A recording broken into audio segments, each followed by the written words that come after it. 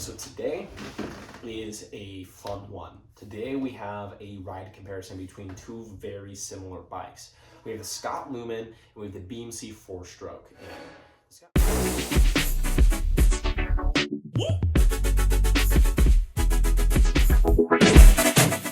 The Scott Lumen is based off the Scott Spark platform, pretty much kind of shoved up a motor in that massive down tube and called it a day. More or less, that's extremely oversimplifying it. Similar thing to the BMC. BMC took their Fourstroke, which is their cross-country bike. Kind of same thing, put a motor on it, called it a day. Super simplified. Both bikes use 120 millimeters of rear travel based on their cross-country bike. Though the Scott Spark is a 120/130 mil bike, therefore the Lumen is also 120/130, and then the BMC Fourstroke is 120/120, so the Fourstroke amp is 120/120. Lumen itself, in a size medium, uses a 446 millimeter reach, a 65.5 degree head angle, and a 77 degree seat tube angle. The BMC Fourstroke, being more cross-country focused, and it also, again, size medium, uses a head tube angle of 66.5, so it is a full degree steeper, but weirdly, it has a 457 millimeter reach in medium, so quite a bit longer than the Lumen, even though the Lumen is more more trail focused. Seat tube angle on the BMC is 77 degrees, which is the exact same as the Lumen. Some of the reason why the Lumen does have a shorter reach than the BMC is because when you talk about the Scott Spark, not the Lumen, not the e-bike version, the Scott Spark itself, it's designed to do three things.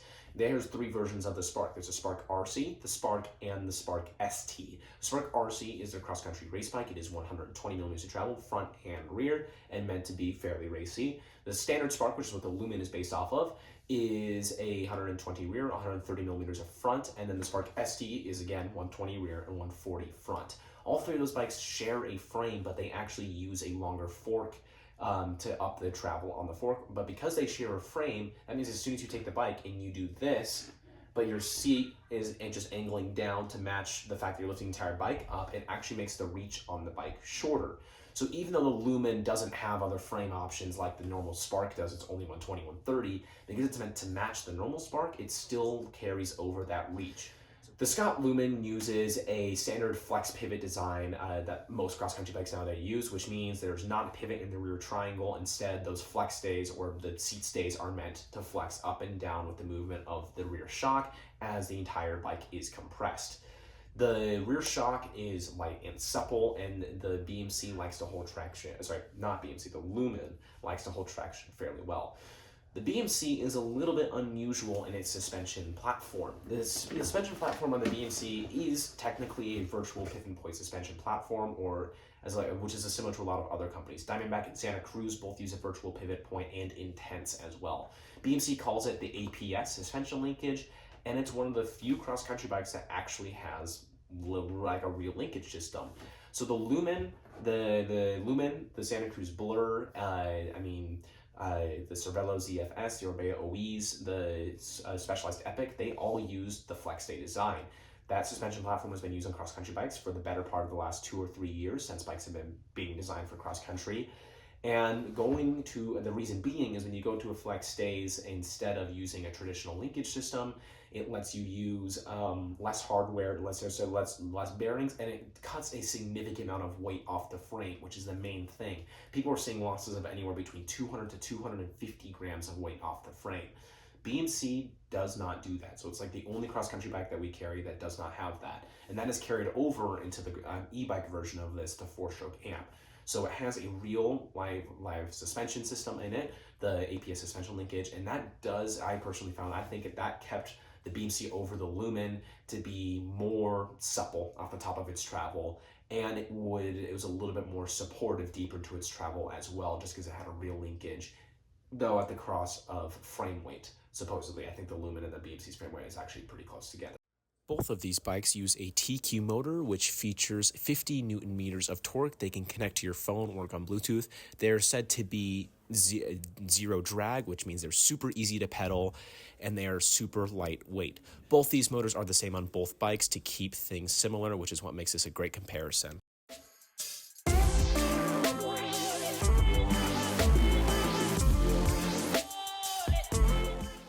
In terms of the bikes themselves and how they handled on the climbs, descents, and so on and so forth, In terms of climbing, it was kind of a mixed bag. In terms of like getting up and over things or climbing up things, sometimes the Lumen felt like it was a little bit more supportive and had a little bit more get up and go. But then if you got into a tight corner, the Lumen was harder to manage because it had that longer wheelbase and that slacker head angle. The BMC suspension platform held great traction, and it was very, very good in technical climbing where it could hold traction over rocks, and it didn't need to be nudged as heavily. I mean, you had to change your line fast, you want to go around a tight corner, the BMC would just kind of get up and do it due to that shorter wheelbase and that more tucked away front wheel when you compare it to the Lumen. But however, the Lumen has a lockout on it, and the lockout, when wanted to use, can make the Lumen extremely efficient. So even though the Lumen, in my personal opinion, wasn't as good of a climber because of the head angle and wheelbase, you could use that lockout and it would kind of even things out. This does clutter up the handlebars by putting the remotes there and putting more cables and things, but it did make the bike a more efficient climber. And also on flats, or let's say you're going from your house to the trailhead and there's a road section, it made it more efficient there as well. In terms of flats and flat going on both bikes, the BMC was my personal favorite. It was the same way it was more maneuverable. Climbing made it more fun on flats. Let's say you're in flat and there's a little bit of rolling terrain and you're kind of pumping through it.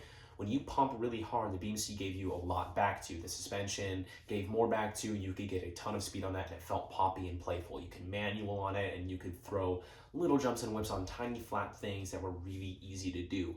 The Lumen tend to smooth out the terrain more. So, I mean, if smoothing out the terrain is your priority, then I guess the Lumen might be more your speed. But me personally, I wanted to get more back for what I gave into the bike. The BMC felt a little bit more like it was giving the energy back to me I was putting into it. The Lumen really smoothed out terrain, which was awesome, but it sat very deep into its travel to do so. Even with both bikes set up at the exact same sag measurements, both bikes set up with the same rebound, the Lumen felt very deep into its travel. Going over bumps and things was much smoother, but that also means that there was more suspension travel to uncompress when you're trying to throw a manual or bunny hop, and the BMC did not do that because it didn't sit as far into its travel. It's the same reason why I found the BMC during descending was a little bit more supportive, because it wasn't as deep into its travel. And long story short, flat and rolling terrain, I'm probably going to give it the BMC just due to how poppy and playful it was, and it feels like a normal cross-country bike. But on a very long ride, the Lumen would probably end up being more comfortable because it smooths that terrain out. When it comes to full descents, the Lumen was it charged harder. It was a faster bike in general. It does have that slacker head-to angle, longer wheelbase, and it has 10 more millimeters to travel up front. And that showed. You were going through rock gardens, you were going off drops, you were going pretty fast. That Lumen felt more confident. In steeper terrain especially, the BMC tended to get skittish with that shorter wheelbase, where the Lumen did not, because of that. The Lumen has a longer wheelbase, slacker head-to angle. It did not get as skittish as fast as the BMC would. The BMC, however, though, at the same time how the Lumen was a better descender than the BMC in most scenarios, the BMC would kind of redeem itself in certain areas. Because the Lumen sat so deep into its travel, if you hit, let's say you have a step of 3 drops at once, you kind of hit bump, bump, bump, by the end of that third drop, you'd probably be all the way bottomed out. That's due to the Lumen sitting so deep in its travel, so it doesn't have time to rebound before it reaches the next object and it stacks up. So by the time you get to the third object, you have bottomed out. The BMC, because it didn't sit so far into its travel with multiple hits, was more supportive, and it did not bottom out nearly as much as the Lumen did, even at the same sag measurements. Obviously, adjusting your suspension and tuning it as needed to the two bikes, as running volume spacers in your fork and rear shock to both bikes, would even this playing field out. But with no volume spacers in either bikes and kind of running from the get-go, the Lumen sat farther into its travel and would stack up where the BMC would not. Well, who are these bikes for? I think one of the biggest things I would notice about the BMC is that it's not nearly as integrated as the Lumen is. The Lumen uses internal headset routing, proprietary parts, proprietary stem, and the shock is inside the frame. All of these things make that bike harder to work on. It looks extremely good. It's very futuristic, very integrated. So if you want something that looks very, very integrated and very futuristic, the Lumen would definitely suit what you want in terms of the look of a bike. But the BMC would be much easier to work on. No internal cable routing through the headset. It just goes through the frame. It does not have a proprietary stem or spacer combination, and the shock is external. And all those things make the BMC much more simplistic and easy to work on and easy to use. So if you are a home mechanic, that might benefit you a lot. But that futuristic look of the Lumen is still pretty awesome in itself. The BMC also would probably suit a rider who is more used to riding cross-country bikes on the daily.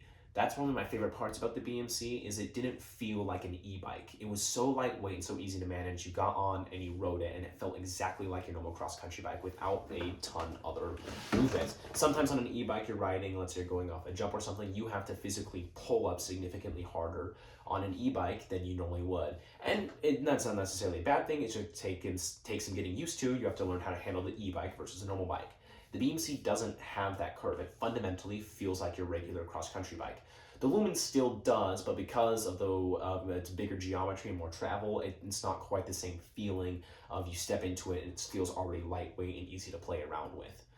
The Lumen would serve somebody better who's doing much steeper trails in terms of like descents, and also the Lumen serve better for a customer who is looking for a bike that is going to smooth out the terrain and be a little bit more comfortable upon long distances.